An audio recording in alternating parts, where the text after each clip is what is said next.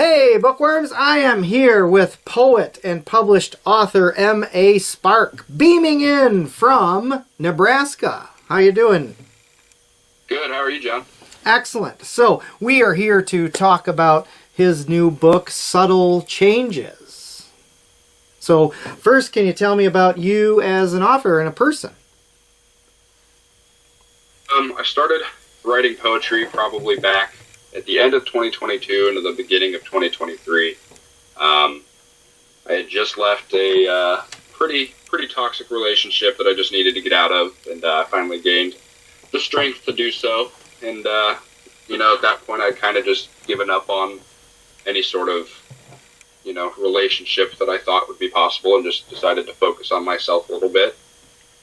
And so I started writing, and within a couple of I don't even know, 6, 7, 8 months, I met a woman, and it just kind of hit hard and fast, as they tend to do, and here we are a couple years later, and we're married, and pretty good time. So Okay. And how does that tie into your poetry book? So when I was in that period of just not wanting to be by myself, things kind of got a little dark. I was, it felt like I had to start over again as a man, and that's never fun for anybody. So I started writing a lot about that, and then kind of fell into writing a little more, romantic stuff. Well, once I met her, and things kind of changed there. And then in later 2023, my wife had gotten pregnant, and it was unplanned. But we decided we're just gonna do it. We're just gonna give it all a shot. See what we can do. And around July of 2023, we were diagnosed with it's called anencephaly, or acrania. It's where the brain basically just doesn't develop in the child, and there's nothing you can do to fix that or to reverse it. There's no cure. The most that the doctors will tell you to do is 3 months before you try to get pregnant. The woman takes a lot of I can't even think of the vitamin now. It's a specific vitamin, but even then it's just folic acid. That's what it is. You just take folic acid, and sometimes even then it doesn't work. Mm-hmm. So that put us into a pretty dark time there for a little bit. There wasn't a lot of options for what we could do. But this pregnancy, they'd said, would have hurt her physically in the long run if she tried to carry. So we had to go a route that we didn't want to do, which is not fun for anybody. And we just tried to move on through it, and so I wrote a lot more around that time as well. Mm-hmm. So just kind of kept going. I just wrote my emotions down, but I turned it into literature instead of just writing.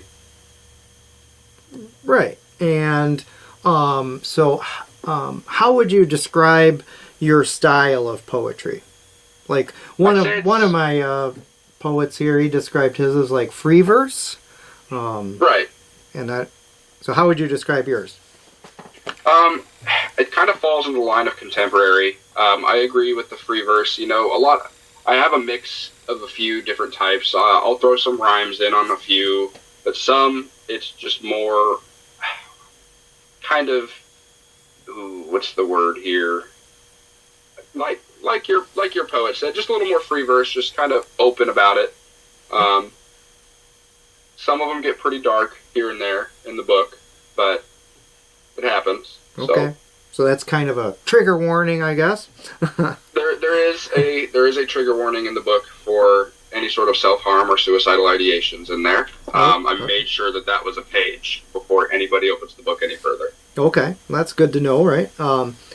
And so obviously this is geared towards adults. And any other target audience? Do you think?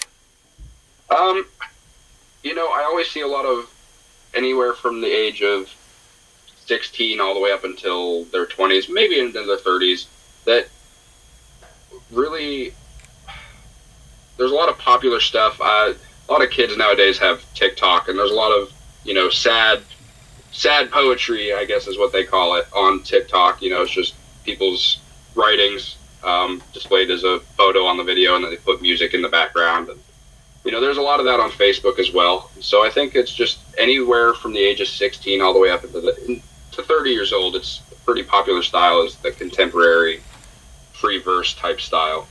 Okay. And just generally, how long are your poems? Are they like short, a page, multiple pages, or does it vary? It kind of varies. A lot of them are going to be about small to medium length. There are a few that get a little longer. I know there's a couple that are 2 pages for sure. Okay. And what in your mind creates a good poem? What's important? I think you have to put emotion into poetry. It's not just something anybody can do. It's not willy-nilly, start typing and something happens. There's got to be emotion in poetry. And I think that's where poetry stems, is just people don't know how to talk about their emotions. Mm-hmm. Music artists, they write it into their lyrics. Writers, like poetry writers, it's thrown into poems, Yeah, kind of bleeding on the paper, I guess. Yeah. Are any of your poems like abstract or pretty concrete? Most of them are pretty concrete. There's a few where they're like, I would have it centered on my laptop, and I would almost kind of one word lines going down. There's a few like that. Not all of them are like that, but I pretty much stick to the same type of style all the way through. Okay. And how do you feel about like the market for poetry today? I feel like it's getting a lot more popular than in the last 2 decades. A lot of this contemporary has gotten very popular amongst, like I said, the ages 16 to 30. I see it all over the place, and I see it almost every day. I mean, obviously, like, Facebook has its algorithms and whatnot, but there's a lot of books out there. There's a lot of authors that are getting pretty, a lot of exposure doing contemporary poetry or this type of poetry. Yeah, I think so too. I think it is making a resurgence. I hope so. I like it. I enjoy it. Right. I asked you about the abstract versus concrete because I kind of don't really care for the abstract stuff that I can't really understand but just feel, I guess. But I guess that's a preference some people have. Right. Do you ever see yourself writing something else, a novel or novella or short stories, stuff like that, or do you already? I have been thinking about doing a novel, maybe fictional / biography. It kind of depends. I've thrown some ideas out there to myself. In the past, like I was in school, I was always big into taking creative writing, and all of our writing units throughout school, it was always just my thing. And I'd be done before everybody else. And that's kind of how I just knew that I had a potential there for something greater. So I kind of followed it. Okay, that's cool. I hope you do write and publish other things. Because this is your only published book, right?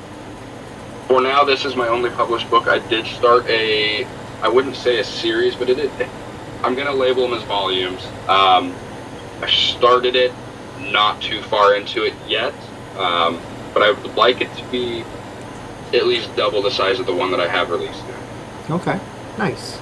And did you self-publish? I did self-publish. I utilized Kindle Direct Publishing. It made it super quick and easy. I was trying to I started reaching out to, publishers and all this, and I kept running into, vanity publishers or just ones that didn't have any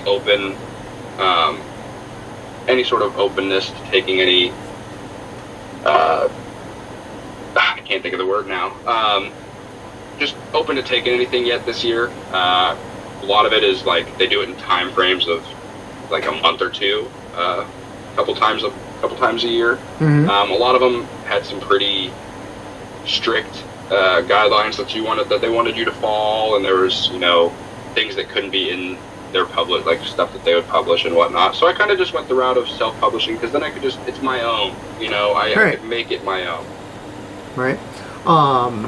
Is it going to be? Is it available in print, or are you strictly doing it online, or both? So it is available on print on Amazon. You can order it as a paperback now. I am getting it set up to be an ebook for Kindle, and then I planned on, depending on how well it goes, maybe releasing a hardcover edition, just so that for the people that love hardcovers, they can have it. Right. How many pages is it? Currently it is 106. It's not too long. I think I have it at about 6x9 is the size of the book, so it's not too big. Okay. And you're in Nebraska. I am. Do you have any events lined up I'm in Michigan. But do you have any events lined up there that you want to plug or anything? I've started reaching out. I'm doing this solely by myself, so I'm reaching out to local bookstores. I'm reaching out to the local newspaper to see if they wanted to do a feature in the capital of Nebraska, which is Lincoln. I live outside of Lincoln, about an hour away, small town life. Okay. We just moved back in September, and I think that the peace and quiet has really helped me get back into writing almost numerous times a day. That's great. Well, I hope that when you share this interview, you get a lot of traction. Thank you. Yeah. Me too. That would be great. And then if you're ever in Michigan, that would be great to come here and participate. Where can people find you online?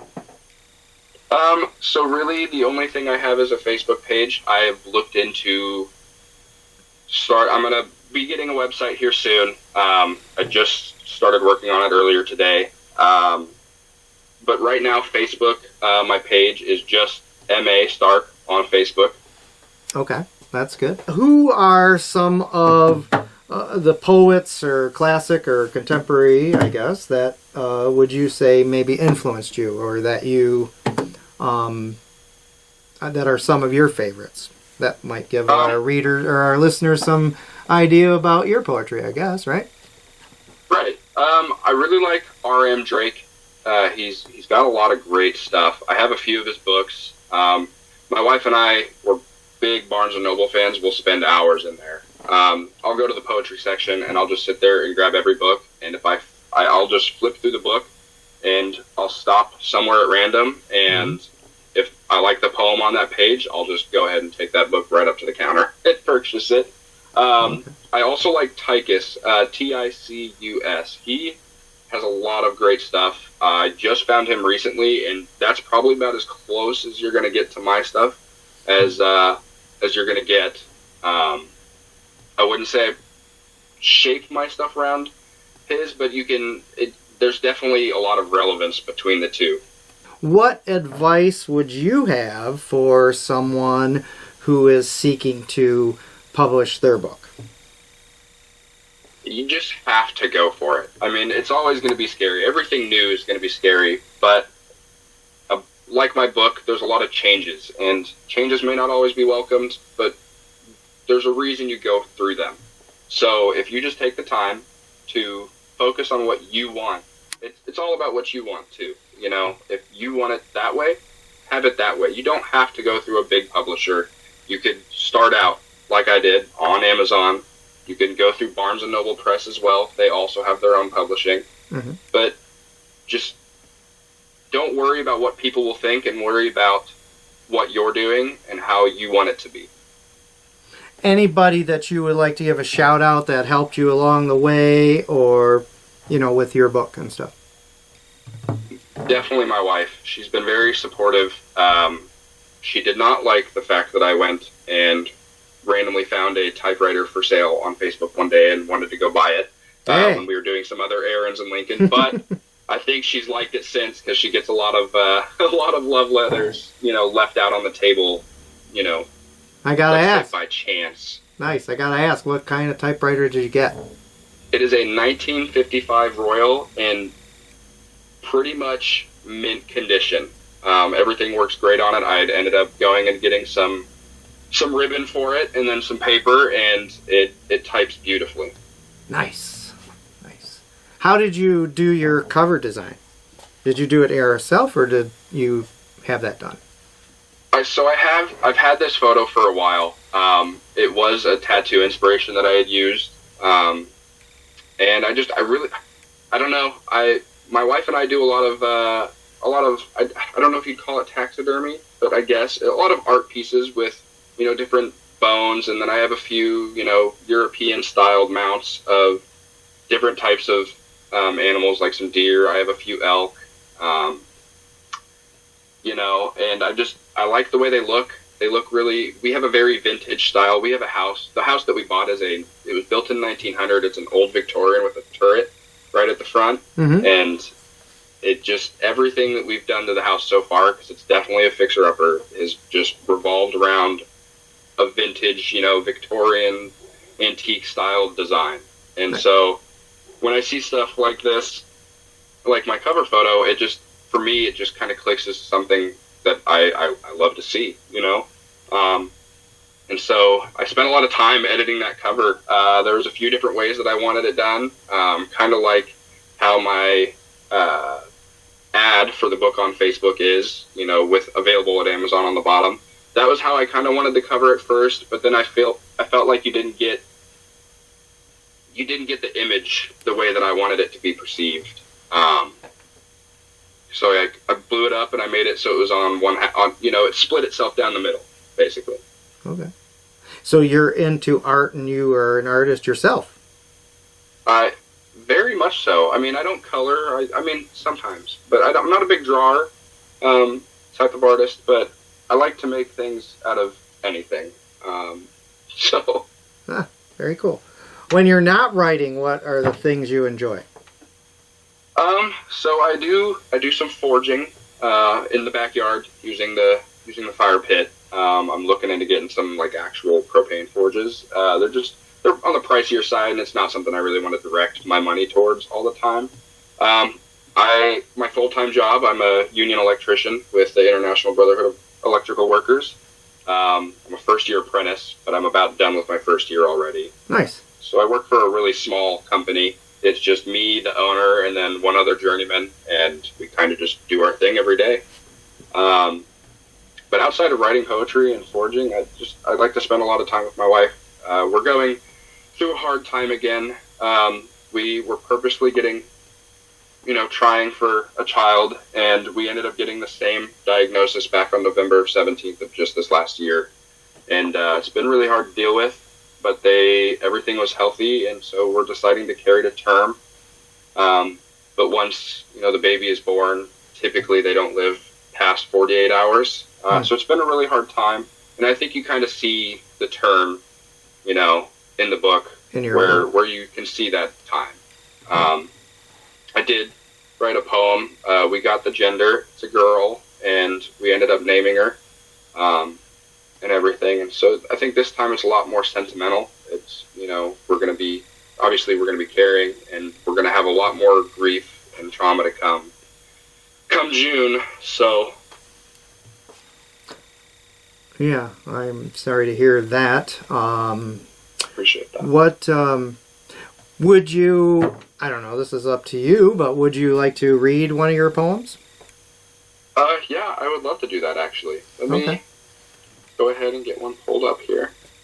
I will read the one that I dedicated to our new baby girl. I wrote it the day that we had found out. So it's a little near and dear. It's a little sad, but it kind of expresses what I felt in that moment. Because we ended up taking the rest of the day off. We were going to go to work after. But in the time that we took off for that day, the first thing I wanted to do was write. That was the first thing that came to my mind. So this one is called Ophelia Rose, and I'll start now. It happened again. We lost another.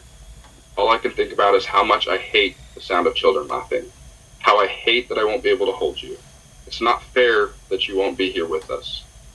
It's the second time the doctors have told us that you won't grow up, that you won't laugh, you won't ever cry, and you won't be here. We wished that you could be here. Hmm. So, it's definitely one of my favorites that I've written, just for the pure sense of the sentimental value towards that poem. Right. So I have a lot of favorites. It's kind of hard to choose a favorite on my own. Okay. But that one's pretty near and dear. So. All right. Very nice. Well, I enjoyed speaking with you today. Me as well. And I am very happy that you accomplished this. That must be a great sense of accomplishment. And I hope that our listeners here and your listeners, when you share it, will check out your book on Amazon. I'll include the link, as I did on previous posts, on the caption when I upload this interview. Okay. Awesome. Well, I really appreciate it, John. It's been great talking to you, and I was really excited for this. I had class this evening, and so I told my teacher, I was like, man, I need you to let me out at a decent time tonight. I got something coming up, and I'm really excited for it. And awesome. He understood, so he ended class early for everybody, which was pretty great. So awesome. That's awesome. All right. Well, you have a great rest of the night, and I look forward to watching and supporting your adventure here. Perfect. Thank you, John. And I love your stuff, so I'll be sure to keep following along. Awesome. Here too. All right. Take care. Thanks. You too.